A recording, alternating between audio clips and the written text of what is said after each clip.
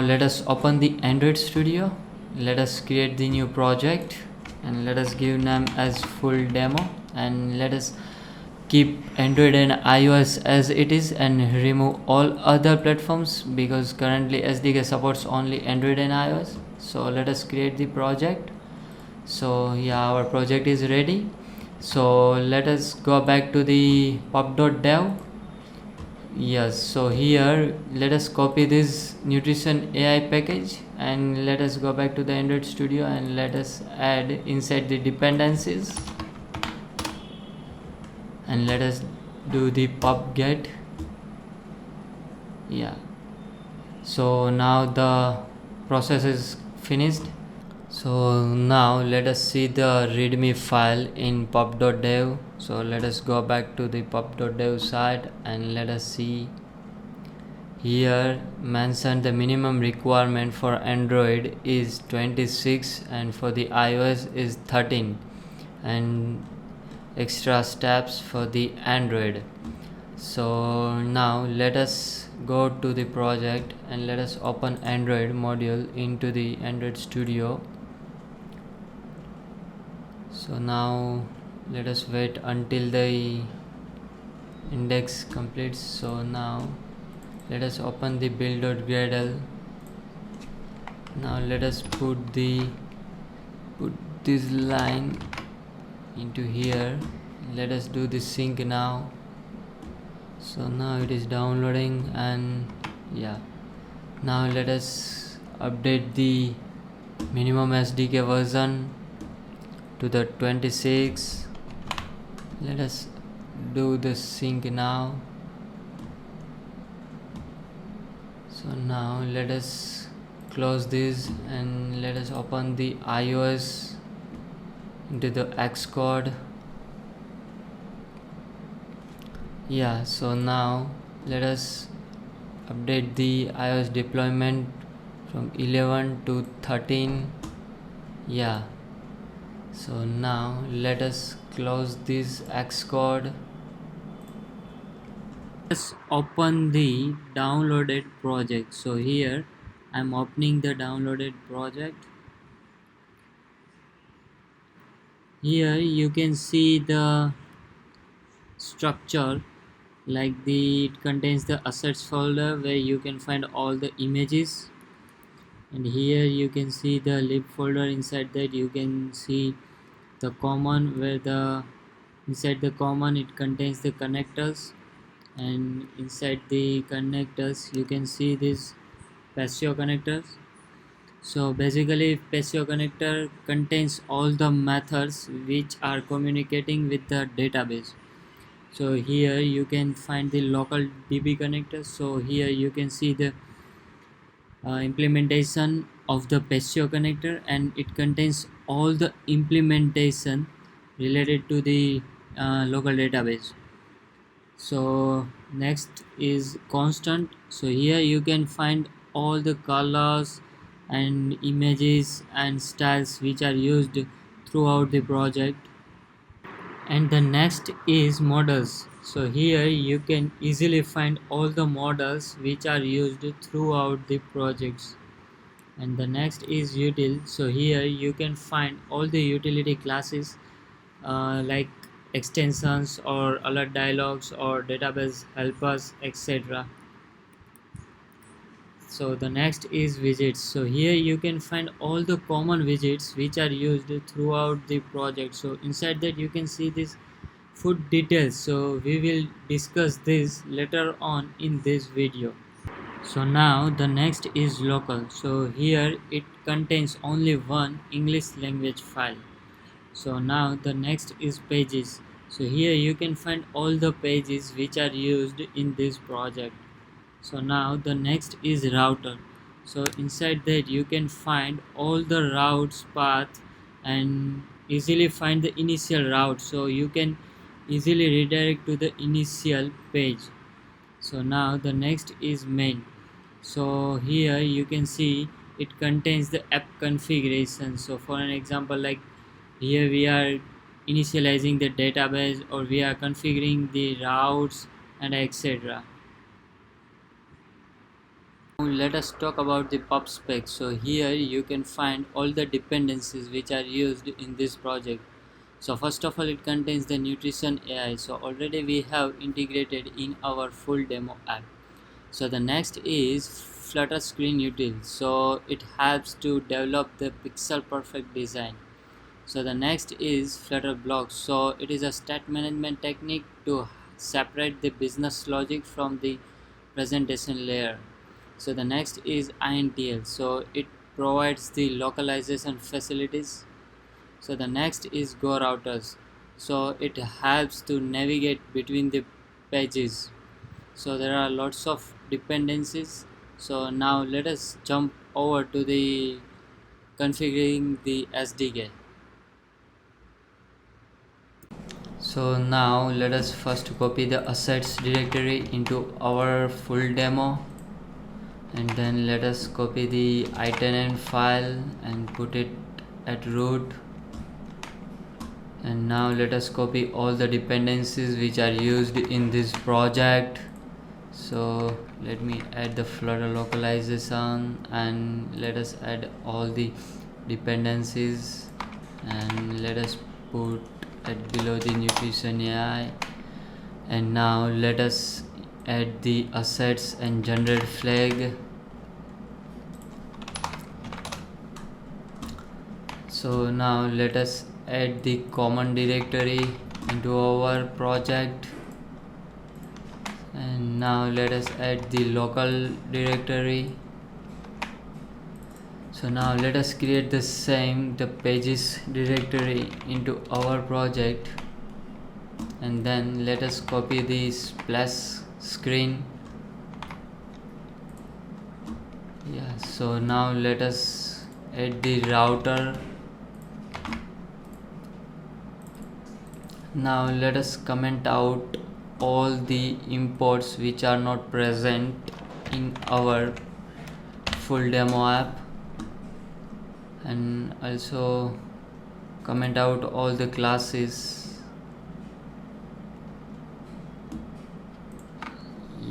So now let us copy the main.dart and let us overwrite it. So now let us do the get dependencies. Now you can see the still splash block has error, so you have to put the key which you got while subscribing inside the Passio.ai website. So here I am putting my key, so you have to put your key where it is safe and secure. So now you can find the code for the configuration SDK. So here we are calling the get SDK version inside the Nutrition AI. So if the platform version is not supported, then it will returns null or throws the exception. So the next we are configuring the Passio configuration. So here passing the Passio key inside the Passio configuration.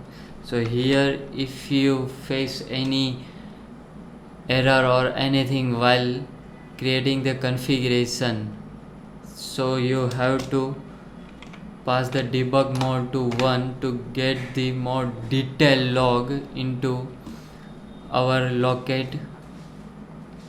So now the next is we are calling the configure SDK, and we are passing our configuration object, and here we are checking the Passio status, like the configure SDK is downloaded successfully. So then the status will be the ready for detection. So here you can see all the status. So not ready indicates that the configuration process has not started yet, and failed to configure so the process encountered an error, and so it is not completed successfully and is being configured, so the process is ongoing and is downloading models. So a newer version of files needed by the SDK, then it downloads and is ready for detection. So all the files needed by the SDK are downloaded successfully, so we can proceed our task. So now let us run this project and see the output. So for that I have to share my real device screen. So yeah, so now let us resize the window.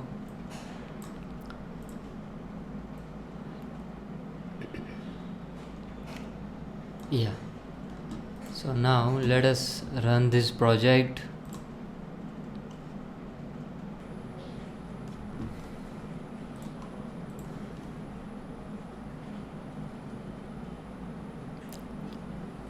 So now let us wait until the app is runs on our real device. So now it is installing, and yeah, now it is launched, and here you can see the download progress. So files are downloaded successfully, but our splash screen is stuck because here you can see Go router is trying to redirect on dashboard page, but it is not added in our project, so no worries.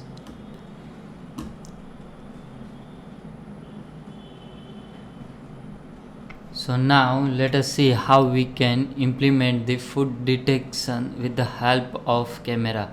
So first of all, let us create the directory inside the pages called quick food scan.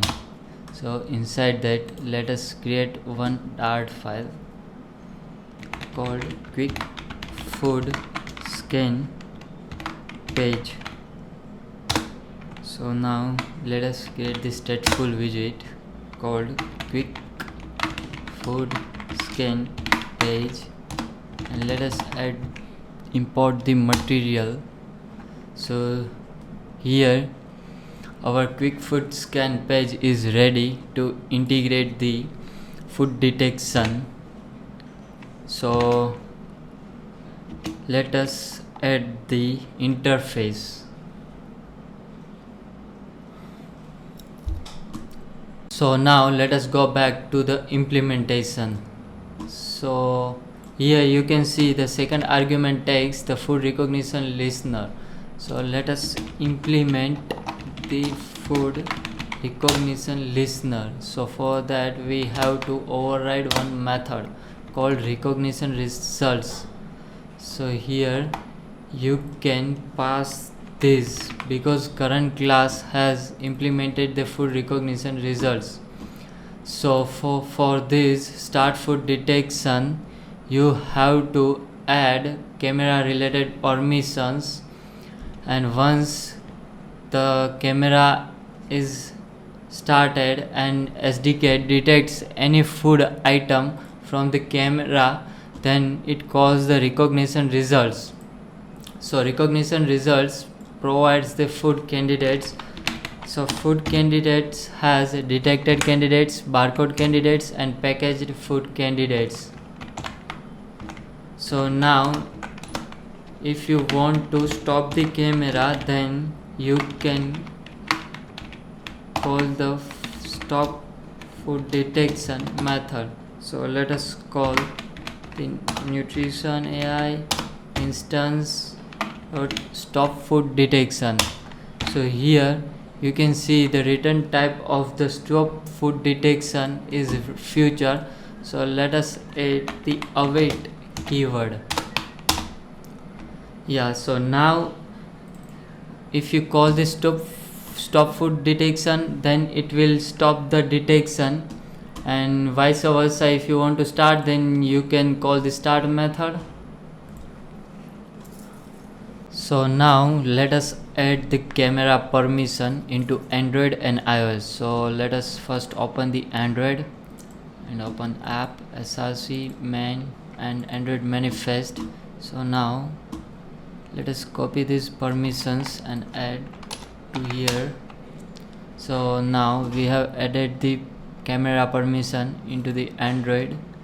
So the next step is let us add permission to the iOS. So let us open the iOS folder, inside the runner, inside the info.plist.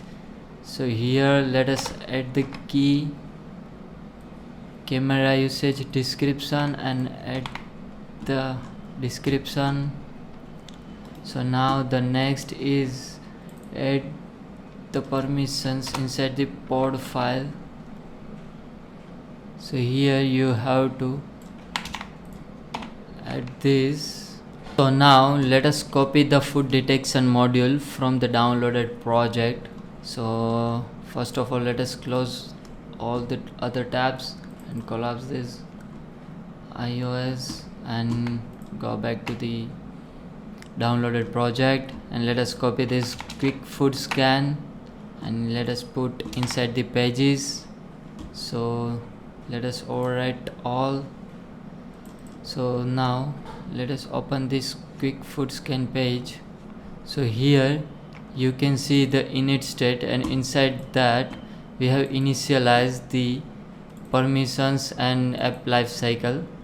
So here we are checking the permission for the camera. So once the permission is granted, then we are detecting the food.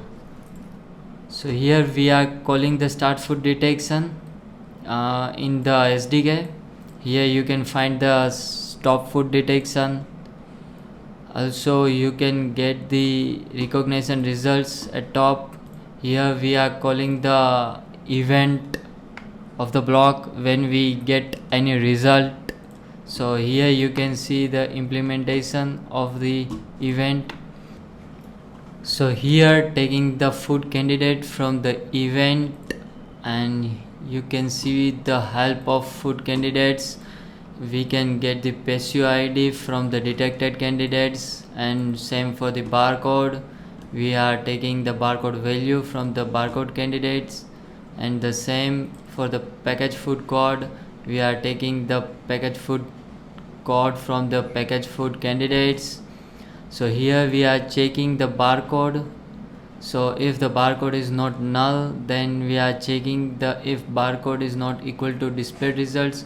So here we are checking the previous result and the current result. If the both are not same, then do the process.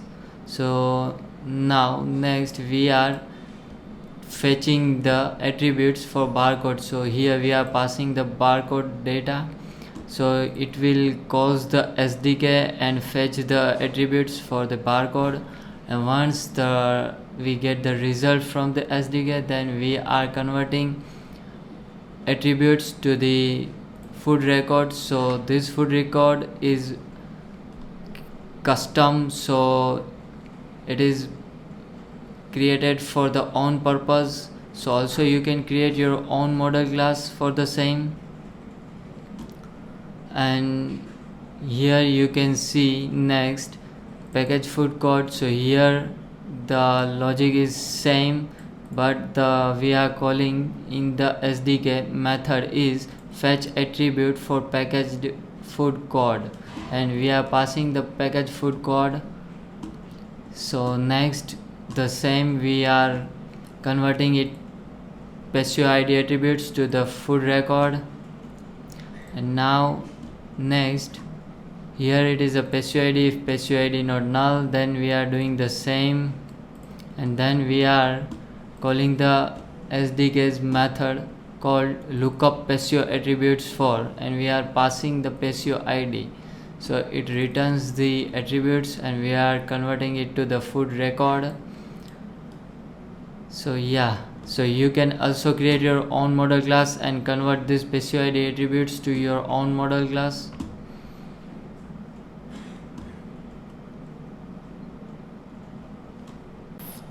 While implementing the food detection, this snippet code is useful inside the recognition results. So now we will see the output. So before running the project, let us uncomment the quick food scan page and the class for the quick food scan page.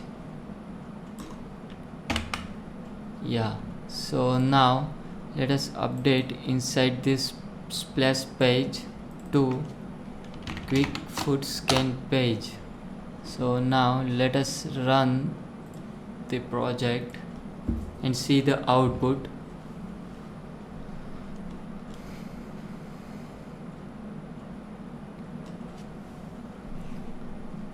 So now it's running.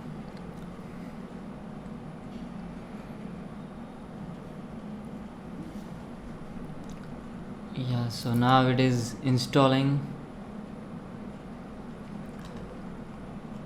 Here it is launched, and here you can see after the splash screen it opens the camera screen because we have added the set initial route as quick food scan page. So here I am allowing the camera permission. So here now you can see my detection is started, and you can see the tomato, and here you can see the potatoes. So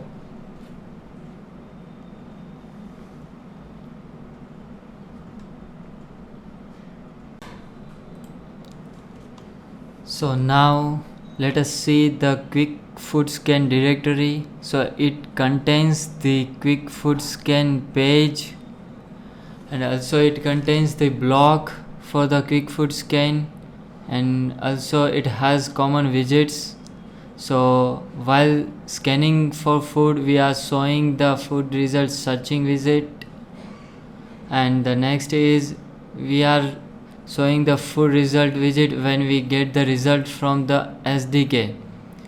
So you can take a look into the quick food scan and see the functionalities.